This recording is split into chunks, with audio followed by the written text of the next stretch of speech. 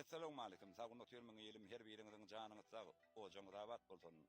Daşary ýurtlarda okap, ýaşap, işläp bilen watandaşlarymyz siziň üçin ata ýurdun dugudyny küýfän ogullar, uzak ýyllar okap işläp ýörenler, ozal taňdym ýollaş bolsun erenler, sag salamat gaýdyp geliň ýyllaşlar.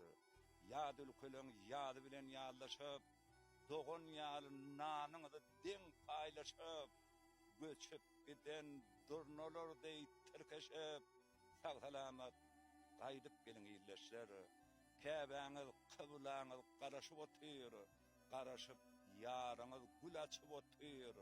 Bu toprakda ata babaňyz ýatyr, sag salamat gaýdyp geliň ýyllaşlar.